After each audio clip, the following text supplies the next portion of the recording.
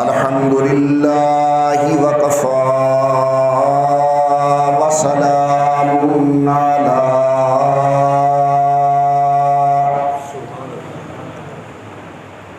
سید الرسل وخاتم الانبیاء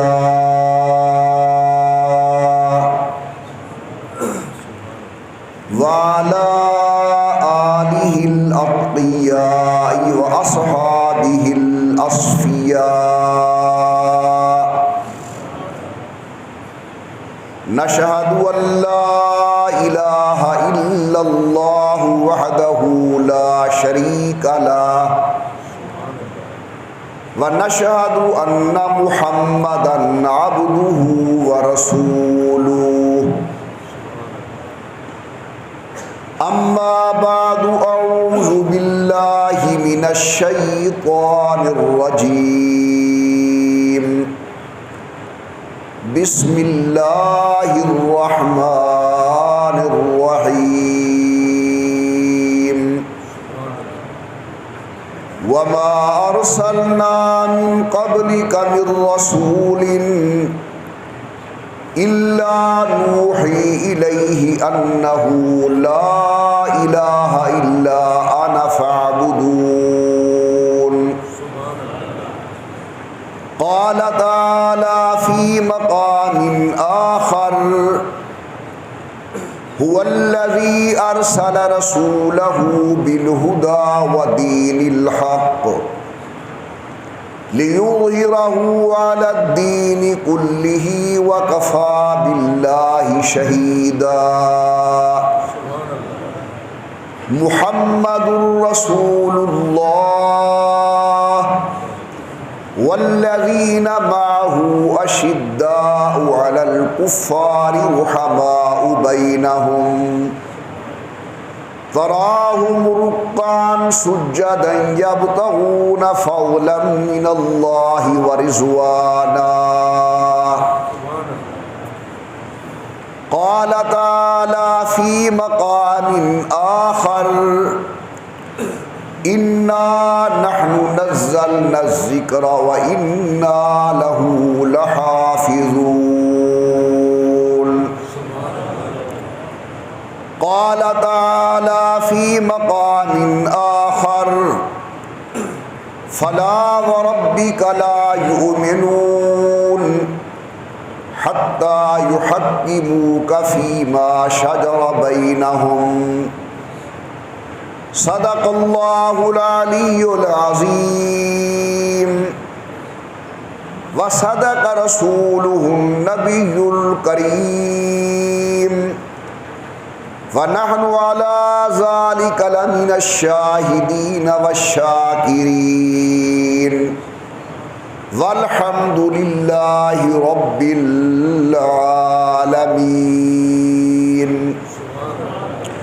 اللهم صل على محمد وعلى آل محمد كما صليت على إبراهيم وعلى آل إبراهيم إنك حميد مجيد اللهم بارك على محمد وعلى آل محمد كما باركت على إبراهيم وعلى آل إبراهيم إنك حميد مجيد تمام احباب بڑی محبت احترام و عقیدت کے ساتھ پڑھیں اللہم صلی علی محمد وعلی آل محمد کما صلیت علی ابراہیم وعلی آل ابراہیم انک حمید مجید اللہم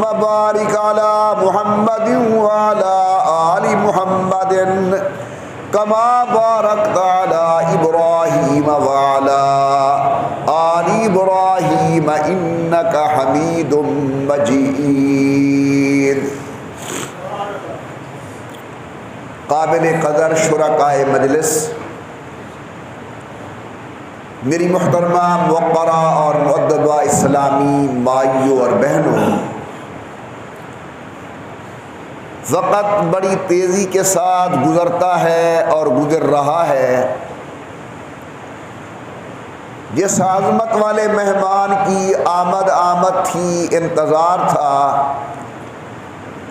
آج آپ لوگ اس کا جمعۃ الوداع پڑھنے کے لیے بیٹھے ہیں کہ یعنی وہ ماہ مبارک ہم سے رخصت ہونے والا ہے۔ یہاں سے اندازہ لگائیں کہ ہماری زندگی کتنی تیزی کے ساتھ گزر رہی ہے۔ اگر تم سے کوئی پوچھے تمہاری زندگی کیا ہے، اگر تم سے کوئی پوچھے تمہاری زندگی کیا ہے، ہتھیلی پہ ذرا سی خاک رکھنا اور اڑا دینا، یہ ہماری زندگی۔ اللہ تبارک و تعالی ہم سب کو ماہ مبارک کے بقیہ ایام کی عزت کرنے کی توفیق عطا فرمائے، قدر کرنے کی توفیق عطا فرمائے، اللہ احترام کرنے کی توفیق عطا فرمائے، اللہ تعالی لیلۃ القدر کا قیام نصیب فرمائے۔ چونکہ جمعۃ الوداع ہے،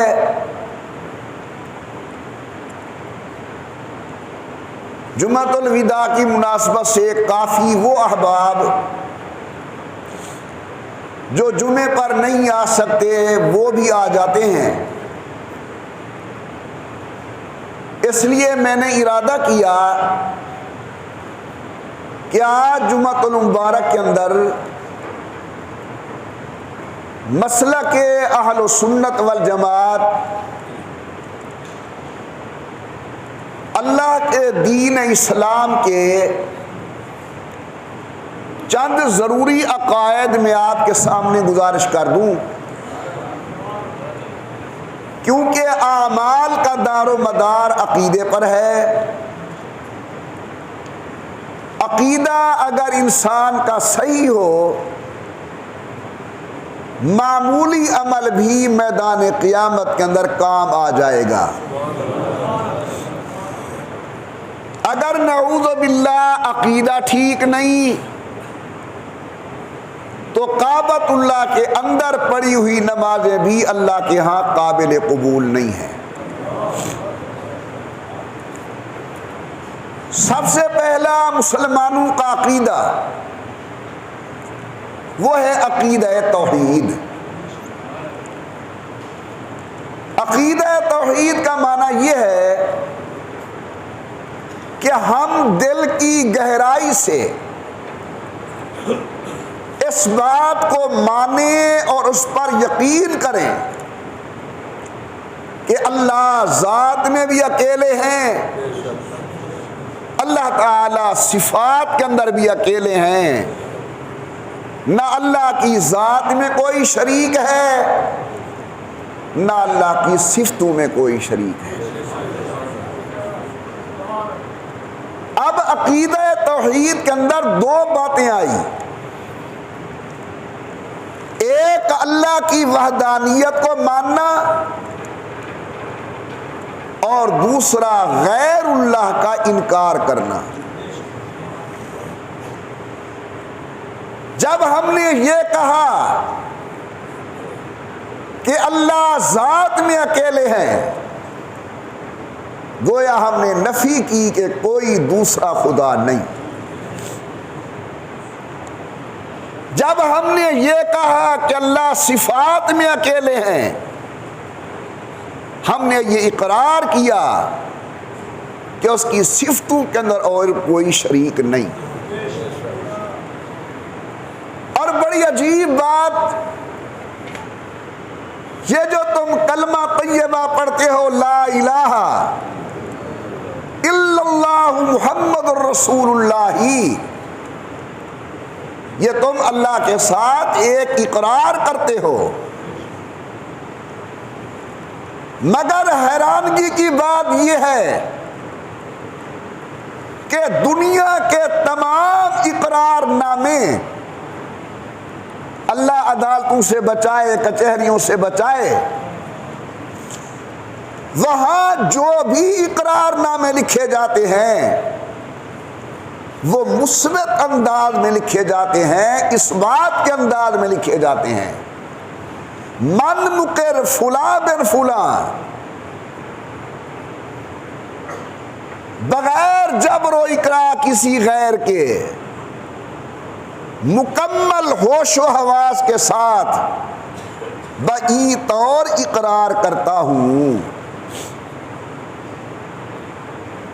دنیا کے تمام اقرار نامے مثبت و اثبات میں ہوتے ہیں، ایک کلمہ توحید کا اقرار نامہ ہے جو نفی سے شروع ہوتا ہے۔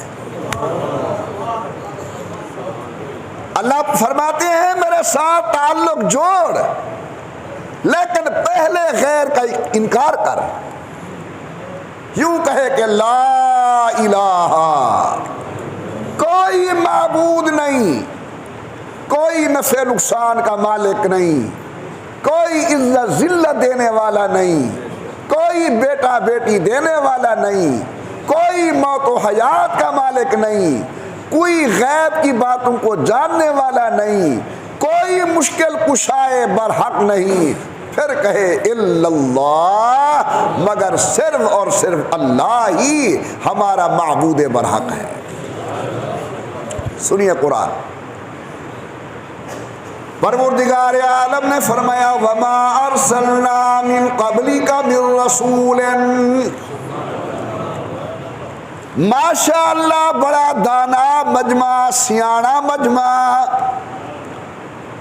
اور عام طور پر میرے معروضہ سننے والے بھائی موجود ہیں، ذرا جلسے کا ماحول بنائیں، زبان کے تالے توڑ کے محبت سے کہیں سبحان اللہ، اور ذوق کے ساتھ بڑی محبت سے پڑھیں اللہم صلی علی محمد وعلی آل محمد وبارک وسلم۔ میں کوئی تاریخی عبارت نہیں پڑھ رہا، کسی راوی کا جھوٹ نہیں، کسی عام آدمی لکھاری کا قلم نہیں، اللہ کا قرآن ہے، وہ قرآن جس کے متعلق اللہ اعلان فرماتے ہیں اِنَّا نَحْنُ نَزَّلْنَا الذِّكْرَ وَإِنَّا لَهُ لَحَافِظُونَ، قرآن کریم کو اتارنے والے بھی ہم ہیں، قرآن کریم کی حفاظت کرنے والے بھی ہم ہیں۔ 1450 سال گزر گئے، قرآن کی زبر محفوظ، قرآن کی زیر محفوظ، قرآن کی شد محفوظ، قرآن کی مد محفوظ، قرآن کی آیتیں محفوظ، آیتوں کی ترتیب محفوظ۔ وہ قرآن اعلان کرتا ہے، فرمایا وما ارسلنا من قبلک من رسول، اے میرے عظمت والے محبوب، میں نے جناب اور جناب سے پہلے جتنی نبی اور رسول بھیجے ہیں، ہر نبی کی پہلی دعوت انہو لا الہ الا انا فاعبدون، ہر پیغمبر نے اعلان کیا اللہ کے سوا کوئی الہ نہیں، اللہ کے سوا کوئی معبود نہیں، اللہ کے سوا کوئی حاجت روا نہیں۔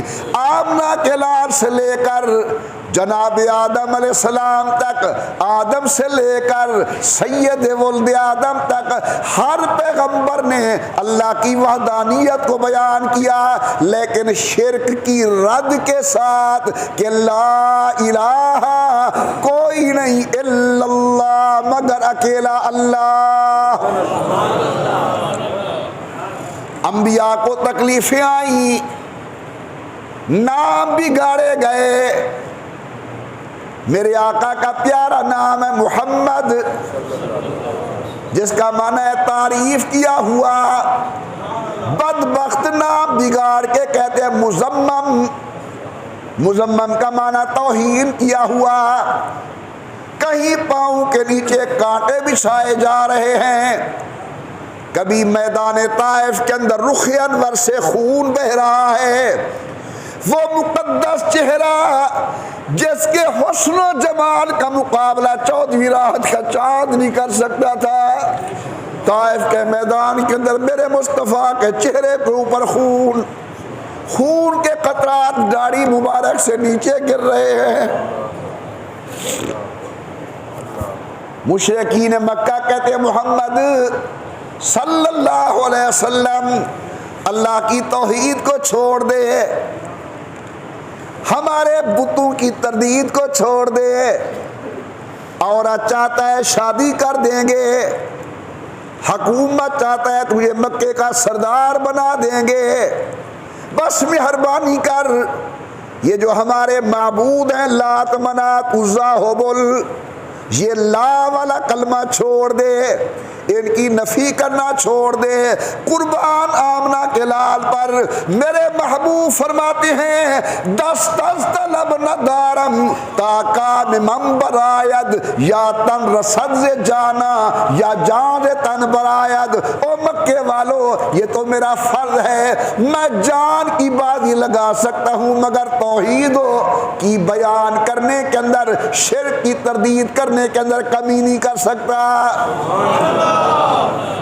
ہمارے یہ پہلا عقیدہ ہے کہ اللہ ذات و صفات میں اکیلے ہیں اور اللہ کا کوئی شریک نہیں۔ کہہ دو اپنی زبان سے اللہ ذات میں اکیلے ہیں۔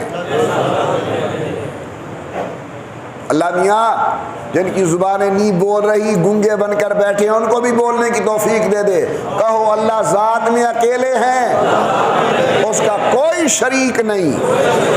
ماشاءاللہ۔ ہمارا دوسرا عقیدہ ہے رسالت کا۔ رسالت کا معنی اللہ نے اپنے نمائندے مقرر کیے ہیں جو اللہ رب العزت کے احکامات اللہ کے بندوں تک پہنچاتے ہیں، جن میں سے پہلا نمائندہ حضرت سیدنا آدم علیہ السلام اور آخری نمائندہ سید الکونین، عبداللہ کا لخت جگر، آمنہ کا نور نظر، حلیمہ کا دودھ پینے والا، قریشیوں کا فخر، ہاشمیوں کا چاند، امام الانبیاء سید الکونین حضرت محمد رسول اللہ، سب کہو صلی اللہ علیہ وسلم۔ یہ ہمارا عقیدہ ہے جن رسولوں کو اللہ نے دنیا میں بھیجا، نبیوں کو بھیجا، ہم ان کے نام جانتے ہیں یا نہیں جانتے، جن جن کو بھی اللہ نے بھیجا ہمارا ان سب پر ایمان ہے۔ اس لیے ہم کہتے ہیں نا آمنت باللہ و ملائکتہ و کتبہ و رسلہ، رسولوں کے نام نہیں لیے ہم نے کیونکہ بہت سارے رسول ہیں، بعض کا قرآن نے ذکر کیا ہے بعض کا نہیں کیا، ہم جانتے ہیں یا نہیں جانتے، اللہ نے جتنی اپنے نمائندے بھیجے ہیں سارے سچے ہیں۔ مگر آخر کے اندر کون آیا؟ عبداللہ کا چاند آیا۔ ہمارا یقین ہے کہ حضور اللہ کے رسول ہیں۔ سنیے قرآن، پروردگار عالم نے فرمایا هو الذی ارسل رسولہ بالہدی۔ موضوع میرے پاس آج بہت زیادہ ہیں لیکن میں دیکھ رہا ہوں اوپر سے اللہ کی رحمت بھی آج بہت زیادہ ہے۔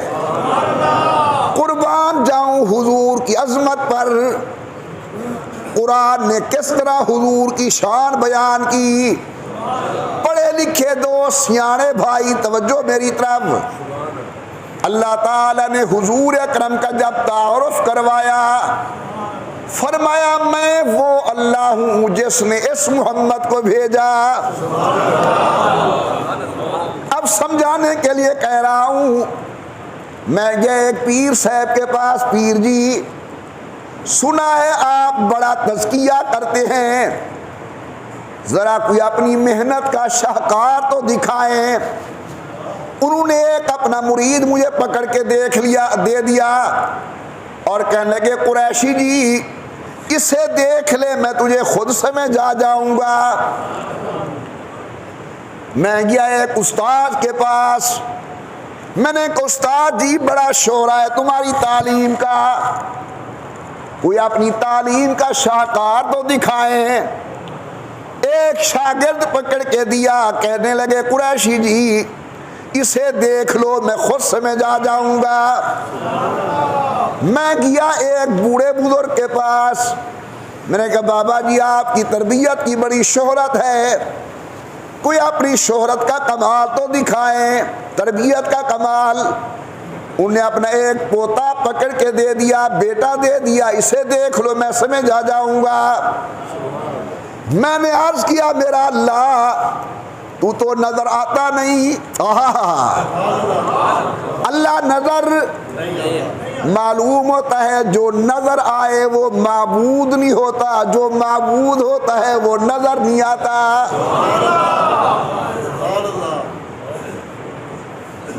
اب یہاں مجھے دل کر رہا ہے کہ انجیکشن لگانے کا، لیکن ہو سکتا ہے آپ برداشت نہ کر سکیں۔ بس یاد رکھیں جو جو چیز نظر آئے وہ معبود نہیں ہوتی، اور جو معبود ہوتا ہے، اقبال اسی لیے تو نہیں کہتا کبھی اے حقیقت منتظر نظر آ لباس مجاز میں، کبھی اے حقیقت منتظر نظر آ لباس مجاز میں، کہ ہزاروں سجدے تڑپ رہے ہیں میری جبین نیاز میں۔ اللہ وہ ہے جو نظر نہیں آتا۔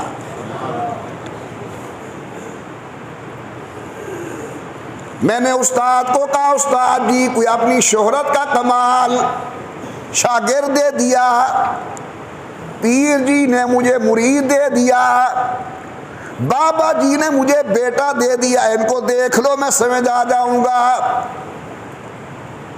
میں نے گزارش کی میرا اللہ آپ تو نظر آتے نہیں، لیکن میں آپ کی معرفت چاہتا ہوں کہ تم ہو کون۔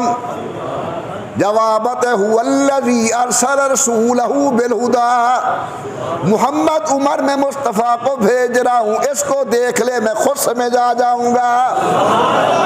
جس کا شاگرد ایسا ہو پتہ نہیں استاد کیسا ہوگا، جس کا مرید ایسا ہو رب جانے پیر کیسا ہوگا، جس کا بیٹا ایسا ہو پتہ نہیں باپ کیسا ہوگا۔ اللہ فرماتے ہیں خود سمجھ جاؤ جس کا مصطفیٰ ایسا ہے وہ خدا کیسا ہوگا۔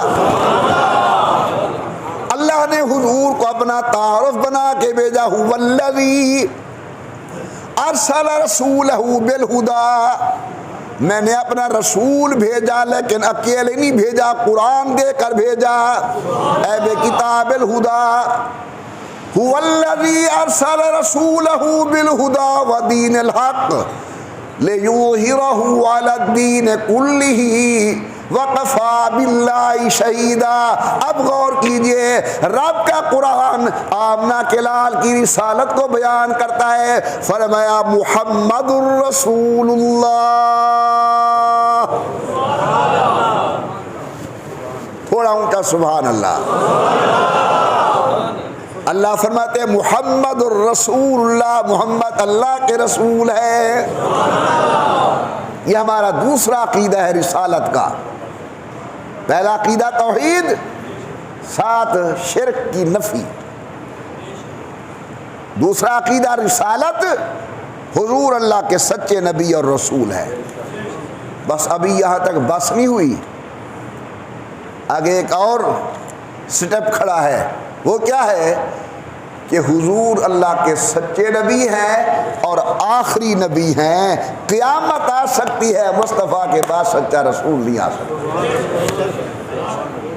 کہو زبان سے حضور اللہ کے سچے نبی، برحق نبی اور آخری نبی ہیں۔ جی حضور کے بعد قیامت آ سکتی ہے، نیا نبی۔ سنیے قرآن کریم، پروردگار عالم نے فرمایا ما کان محمد ابا احد من رجالکم ولکن رسول اللہ وخاتم النبیین وکان اللہ بکل شیء علیما۔ اللہ کے قرآن میں اعلان ہے، زبان مصطفیٰ کی، کلام خدا کا۔ فرمایا میرا محمد کریم اعلان کر دے میں اللہ کا آخری نبی ہوں۔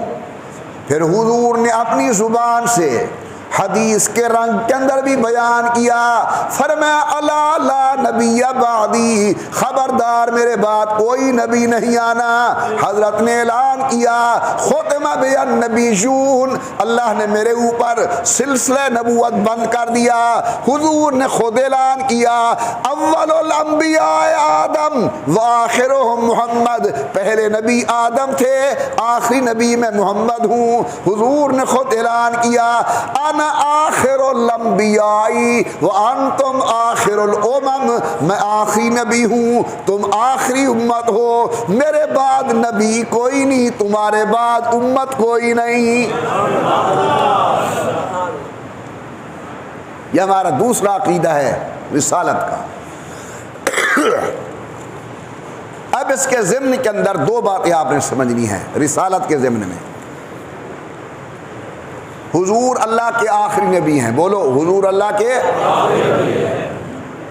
حضور کے بعد کوئی میاں نبی نہیں آنا، یہ لفظ یاد رکھنا ہے، کوئی میاں نبی نہیں آنا، پہلے والے نبی نے آنا ہے، وہ ہے حضرت سیدنا عیسیٰ ابن مریم۔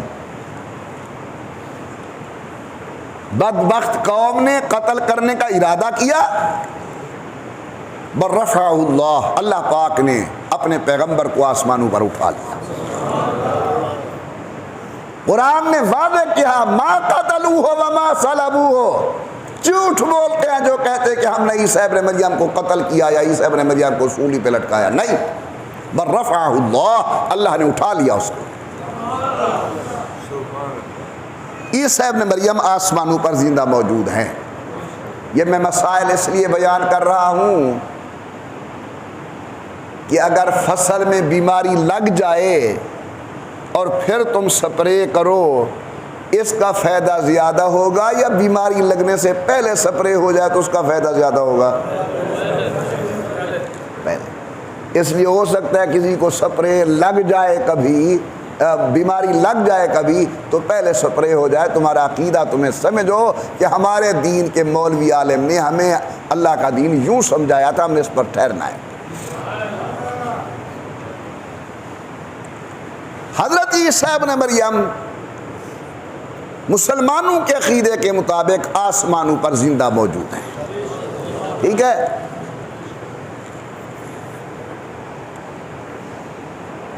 قرب قیامت کے اندر آپ تشریف لے آئیں گے۔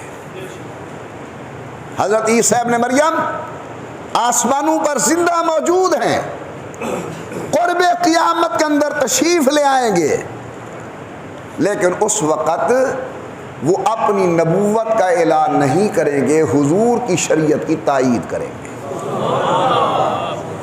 عیسیٰ ابن مریم آسمانوں پر زندہ موجود ہیں۔ التصریح بما تواتر فی نزول المسیح، یہ تقریر ہے سید المحدثین حضرت مولانا محمد انور شاہ کاشمیری رحمت اللہ علیہ کی، جسے جمع کیا ہے مفتی اعظم حضرت مولانا مفتی محمد شفیع نے۔ حضرت نے 100 صحیح احادیث و آثار کو جمع کیا ہے، جس سے یہ واضح طور پر ثابت ہوتا ہے کہ حضور اکرم صلی اللہ علیہ وسلم نے فرمایا آسمانوں پر عیسیٰ ابن مریم ہیں، قرب قیامت میں تشریف لے آئیں گے، دنیا میں زندہ رہیں گے۔ اور دال بڑی چستی ہے، دنیا میں زندہ رہیں گے، شادی کریں گے، عیسیٰ ابن مریم کے بچے ہوں گے، انتقال ہو جائے گا عیسیٰ ابن مریم کا۔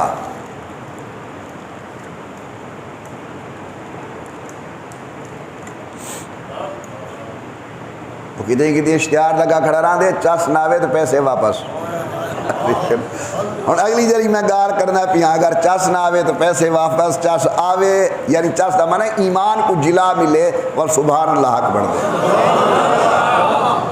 عیسیٰ ابن مریم آسمانوں پر زندہ موجود ہیں، دنیا میں آئیں گے، شادی کریں گے، وفات پائیں گے۔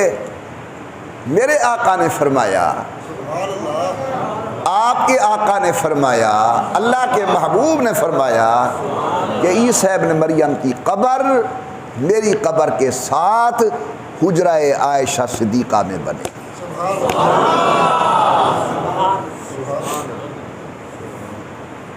ابھی بات جو میں نے کرنی ہے وہ آگے ہے۔ عیسیٰ ابن مریم کی قبر میری قبر کے ساتھ حجرہ عائشہ میں بنے گی۔ اب وہاں 3 قبریں ہیں، سید الکونین کی، جناب ابو بکر صدیق کی، سیدنا فاروق اعظم کی، ایک قبر کی جگہ باقی ہے، یہاں عیسیٰ ابن مریم آئیں گے، دفن ہوں گے۔ کہتا رہتا ہوں اس مسجد میں، دیگر مقامات پر، نئے ساتھی ہو تمہاری خدمت کے اندر بھی عرض کرنا چاہتا ہوں کہ عیسیٰ علیہ السلام بیٹھے ہیں آسمانوں پر اور دفن ہوں گے حجرہ عائشہ میں۔ سمجھ آ رہی میری بات؟ بیٹھے ہیں آسمانوں پر اور دفن ہوں گے حجرہ عائشہ میں۔ عرض یہ کرنا چاہتا ہوں، اگر آسمان کا شان زیادہ ہوتا تو عیسیٰ وہی نہ بیٹھے رہتے؟ اگر آسمان کا شان میری ماں کے حجرے سے زیادہ ہوتا، تمہاری ماں کے حجرے سے زیادہ ہوتا، مومنوں کی ماں کے حجرے سے زیادہ ہوتا، عائشہ صدیقہ کے حجرے سے زیادہ ہوتا، تو آسمانوں پر نہ بیٹھا رہتا۔ یہ جو آسمان کو چھوڑ کر در عائشہ پہ آ رہا ہے، معلوم ہوتا ہے آسمان کا شان کم ہے، صدیق کی بیٹی کے حجرے کا شان زیادہ ہے۔ رسالت کے نیچے پہلی بات جو عرض کرنا چاہتا تھا وہ یہ ہے کہ عیسیٰ ابن مریم نے آنا ہے۔ کبھی اگر تمہیں کوئی گمراہ کرنا چاہے تو آپ نے گمراہ نہیں ہونا۔ تمہیں کوئی کہے کہ عیسیٰ مر چکے ہیں، نہیں، عیسیٰ علیہ السلام آسمانوں پر زندہ ہے۔ قرآن اسی طرح کہتا ہے، حضور کے فرامین اسی طرح کہتے ہیں۔ سلف امت کا عقیدہ یہی ہے، مسلمانوں کا یہی عقیدہ ہے، وہ شافعی ہوں، وہ مالکی ہوں، وہ حنفی ہو، وہ حنبلی ہو، وہ دیوبندی ہو، وہ بریلوی ہو، وہ اہل حدیث ہوں، سب کا یہ عقیدہ ہے کہ آسمانوں پر حضرت زندہ ہیں، قیامت کے قریب آئیں گے حضور کی شریعت کی تبلیغ و تائید کرنے کے۔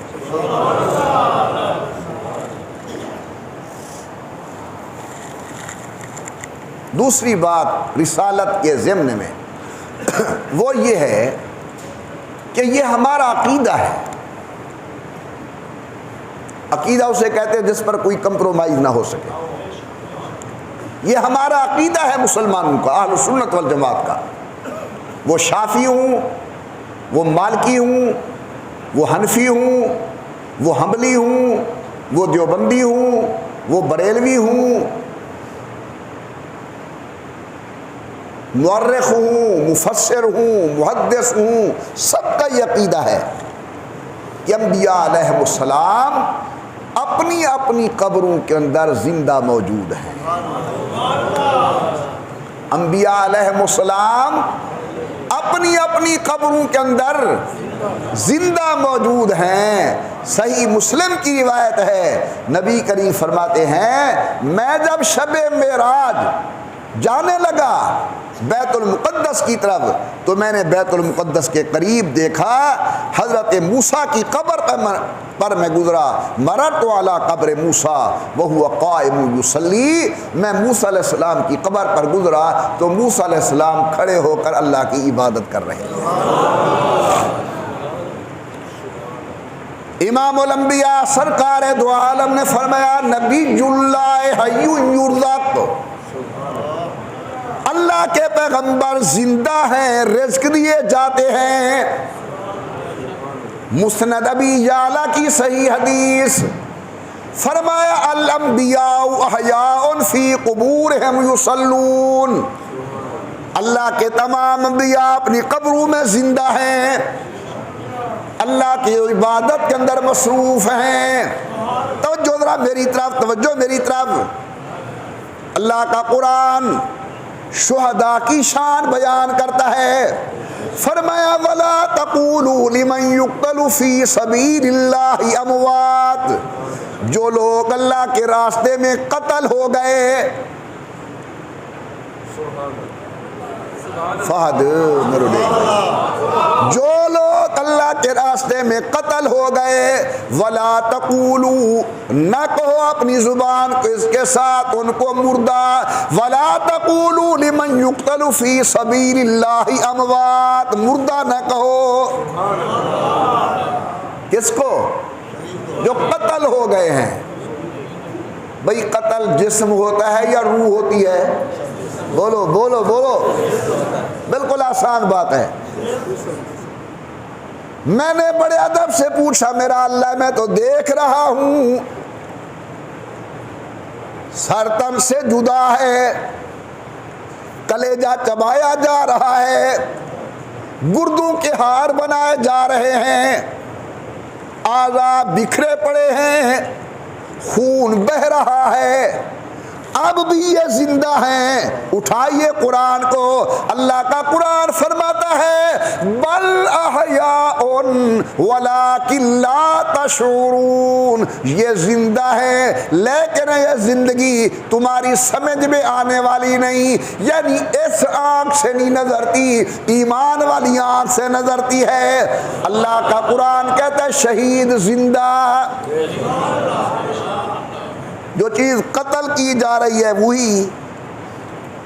وہی زندہ، جو قتل ہو رہا ہے جسم وہی زندہ۔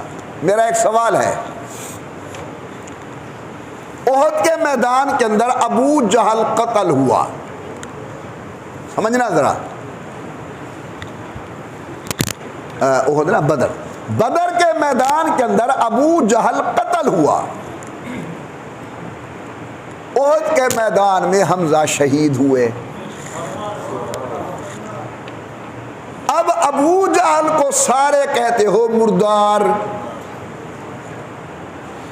اور حمزہ کو کہتے ہو شہید، اور قرآن کہتا ہے شہید ہے زندہ۔ میں پوچھتا ہوں کیا وجہ؟ تلوار اس کو لگی، تلوار اس کو لگی، خون اس کا بہا، خون اس کا بہا، اعضاء اس کے بکھرے، اعضاء اس کے بکھرے، ابو جہل مردار کیوں ہے؟ حمزہ شہید ہو کر زندہ کیوں ہے؟ آپ سب کہیں گے قریشی جی ابو جہل نے کلمہ نہیں پڑھا اس لیے مردار ہے، حمزہ نے کلمہ پڑھا اس لیے یہ شہید ہو کر زندہ ہے۔ اب میں سمجھانا یہ چاہتا ہوں، جو خدا کلمہ پڑھنے والے حمزہ کو مردہ نہیں کہنے دیتا، وہ خود کلمے والے مصطفیٰ کو کہاں مردہ کہنے دیتا ہے؟ دوسرا عقیدہ رسالت، اس کے نیچے میں نے 3 عقیدے بیان کیے: توحید، عیسیٰ ابن مریم کا نزول، حیات انبیاء۔ چوتھا عقیدہ ہمارا ہے کہ قیامت نے قائم ہونا ہے، قیامت نے قائم ہونا ہے، عقل مننے بھاوے نہ مننے۔ پروردگار عالم نے فرمایا لا اقسم بیوم القیامہ ولا اقسم بالنفس اللوامہ ایحسب الانسان ولن نجمع عظاما بلا قادرین علی نسوی بنانا۔ سمجھانے کے لیے مرادی ترجمہ کر رہا ہوں۔ اللہ فرماتے ہیں ہر چیز کو پہلے سرے سے بنانا مشکل ہوتا ہے۔ جب تو نہیں تھا میں تجھے بنانے پر قادر ہوں، یہ بنی بنائی کھیل ختم کر کے دوبارہ زندہ کرنے پر بطریق اولا قادر ہوں۔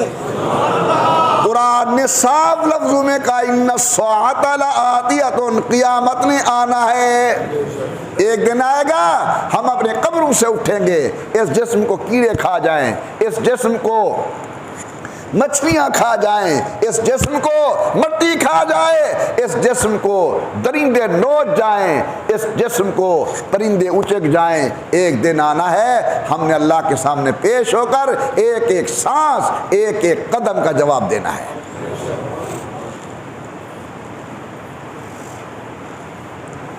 تیسری چیز عقائد کے اندر، اور یہ بات جو اب کرنے لگا ہوں بڑی منت سے تمہیں عرض کر رہا ہوں، جتنی آپ منت کا تصور کر سکتے ہیں اتنی منت کر کے عرض کر رہا ہوں کہ رسول اللہ کی جماعت کو دل کی گہرائی سے ماننا ہے اور ان کے متعلق کبھی گستاخی کا جملہ اپنی زبان سے نہ نکالے.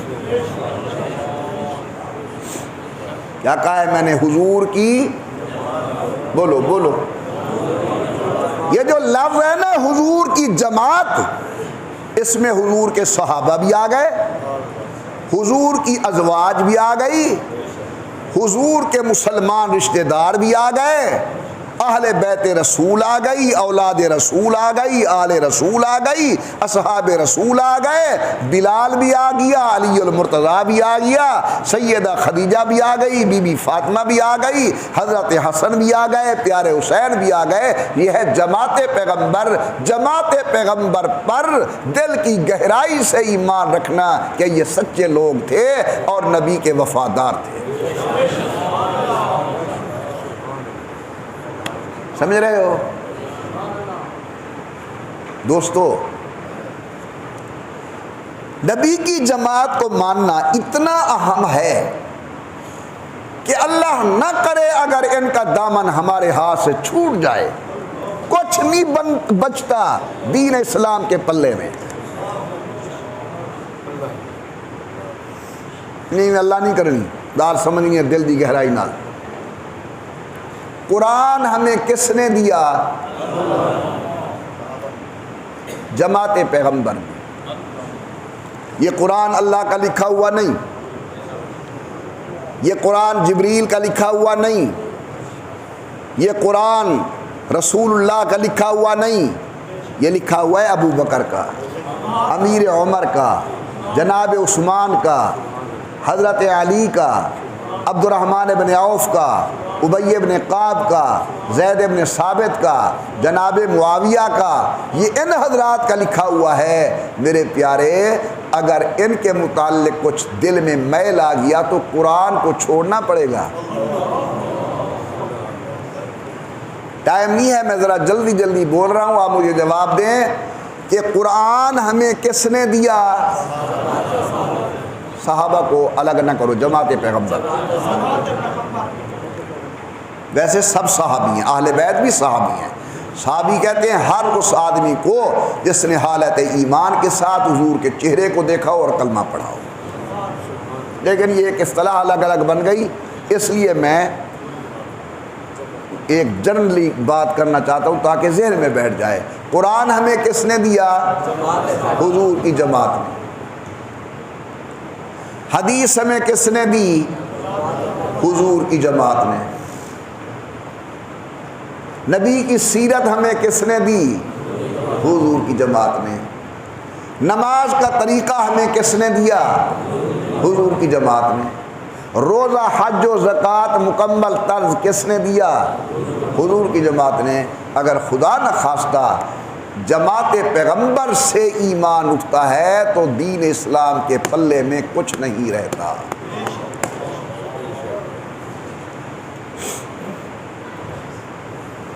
ایک آیت سن لو.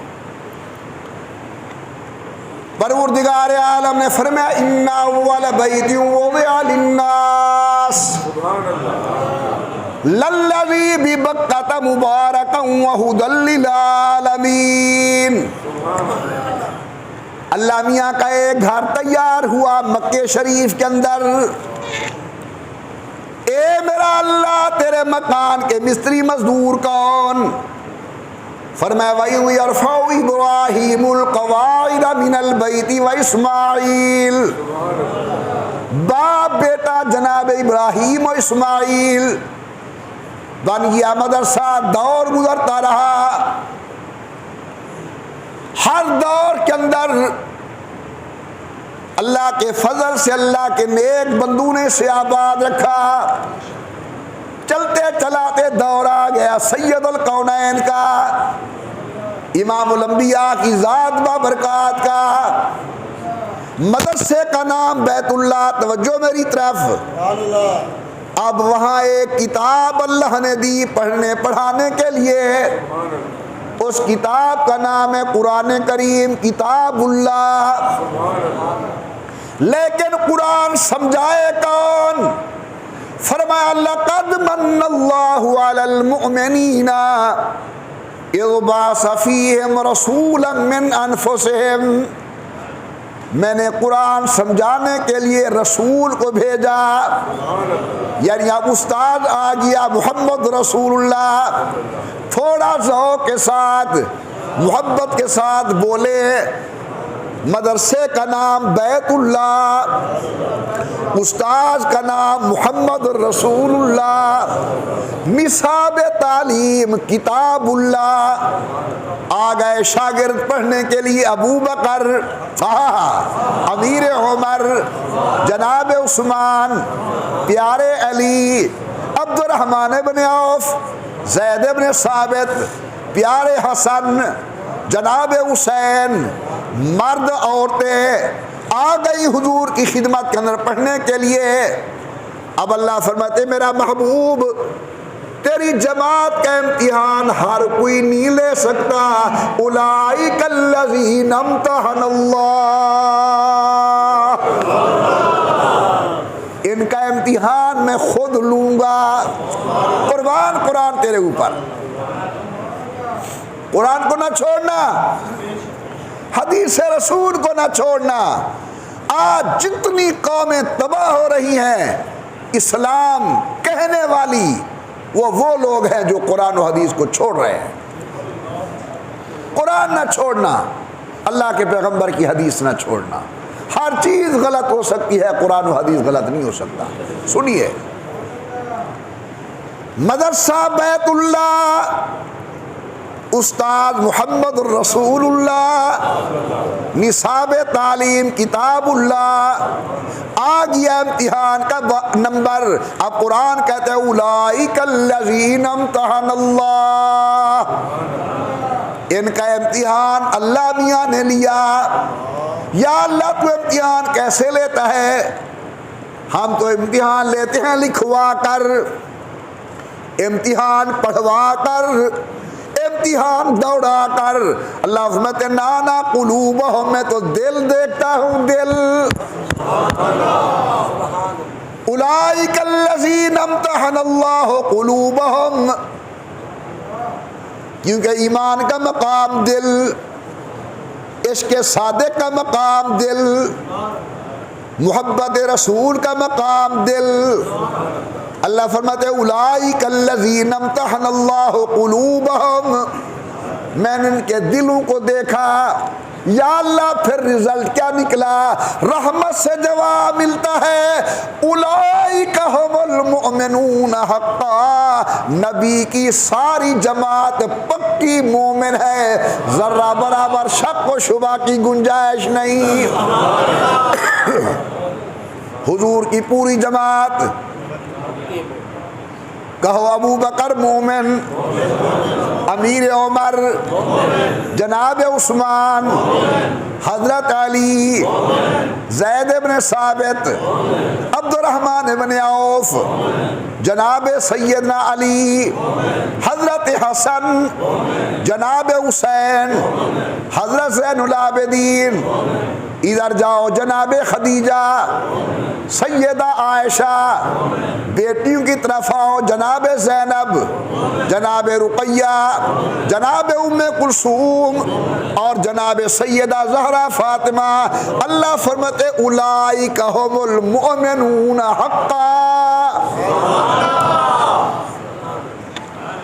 میری 1000 جان قربان ہو جائے قرآن کے مبارک جملوں پر، اولئک ھم المؤمنون حقا۔ اللہ سے گل ہی مکا دیتی ہے۔ تو بھائی یہ جو میں نے آپ کے سامنے مسئلہ بھی بیان کیا ہے وہ یہ ہے کہ جس طرح اللہ کی توحید کو ماننا ہے، حضور کی نبوت و ختم نبوت کو ماننا ہے، عقیدہ قیام قیامت کو ماننا ہے، عیسیٰ علیہ السلام کے نزول کو ماننا ہے، حیات انبیاء علیہ السلام کو ماننا ہے، عظمت جماعت پیغمبر کو ماننا ہے۔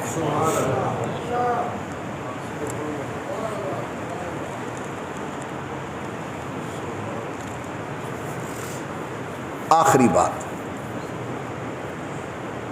ولکڈا جمعۃ الوداع سی ٹھیک ہے، ٹائم پورا تھی گئے۔ آخری بات وہ یہ ہے کہ اللہ کا قرآن اللہ نے نازل کیا. سمجھ سو سیانے بندے غور نہ.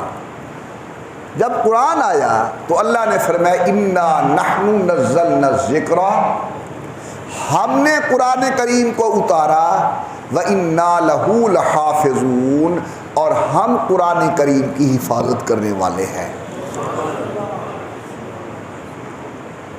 قرآن کو اتارنے والے، قرآن کی حفاظت کرنے والے. بس یہاں عرض کرنا چاہتا ہوں کہ اللہ نے صرف الفاظ قرآن کی حفاظت نہیں کی،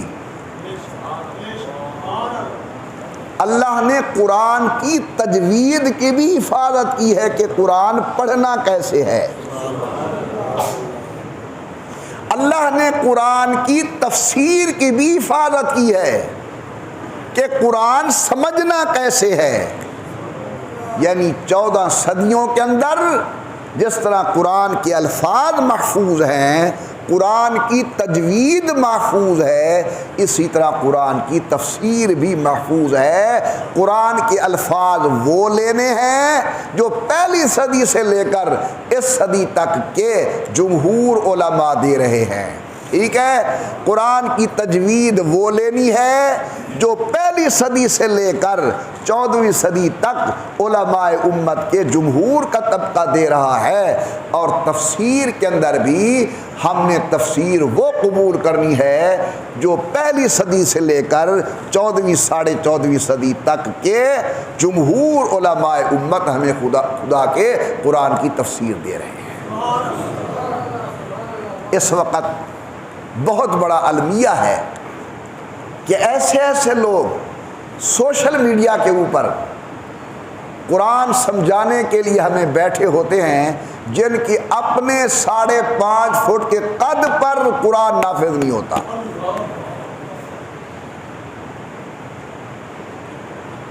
قرآن پر مولوی کی اجارہ داری نہیں،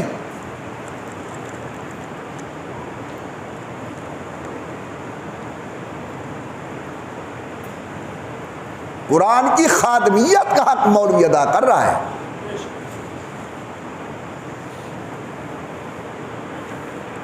میری گزارش یہ ہے کہ جس طرح اللہ کا قرآن کے الفاظ جو ہمیں امت کے اکابر علماء نے دیے ہیں وہ ہم نے لینے ہیں. آج اگر کوئی نیا لفظ بڑھائے تو ہم نہیں لیں گے.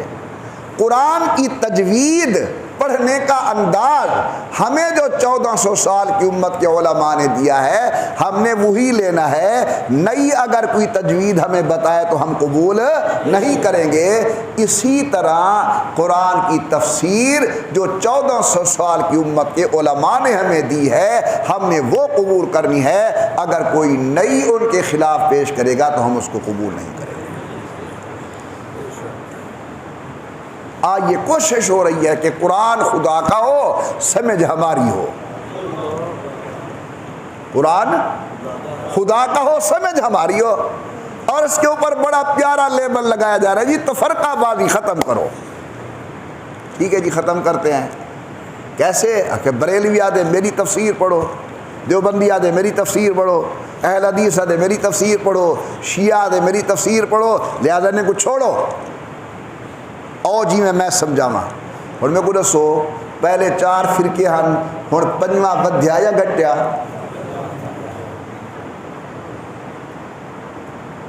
امت کو تفرقہ بازی سے بچاؤ.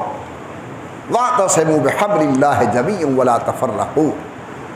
تفرقہ بازی سے بچنے کا ایک ہی طریقہ ہے، کامیابی کا ایک ہی طریقہ ہے، عقیدہ خدا کے قرآن کے مطابق ہو، عمل حضور کی سنت کے تابع ہو. میں اللہ سے دعا مانگتا ہوں اللہ ہم سب کو اختلاف و انتشار کی لعنت سے بچائے، اتحاد و اتفاق کی دولت نصیب فرمائے، صحابہ و اہل بیت کے دروازے کا نوکر بنائے، قرآن و سنت پہ عمل کرنے کی توفیق عطا فرمائے. 1-2 دعائیں ہیں. ایک تو ہمارے شہر کے چودھری محمد یونس صاحب تھے، میں انہیں قریبی طور پر جانتا تھا، بہت شریف آدمی تھے، نیک صالح آدمی. میں ان کے جنازے میں شریک نہیں ہو سکا، اعتکاف میں تھا. ان کے لیے دعا فرمائے اللہ ان کی مغفرت کامل فرمائے. نمبر 2،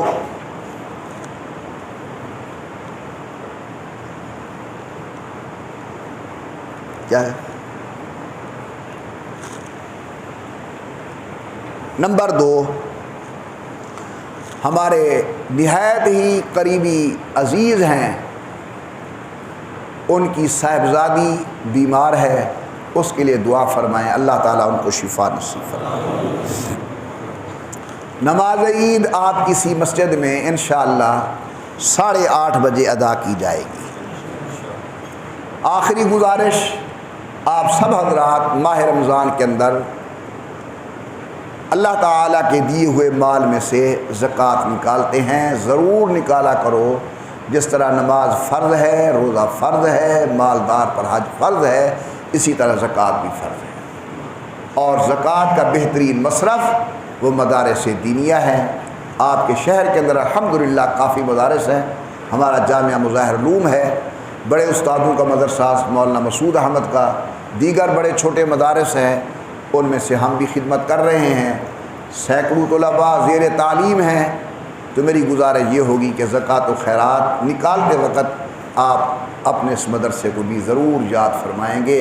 اللہ تعالیٰ سے دعا ہے اللہ بقیہ جو دن ہیں ہمارے وہ خیر و عافیت کے ساتھ گزارے اور خاتمہ اللہ علی ایمان کرے۔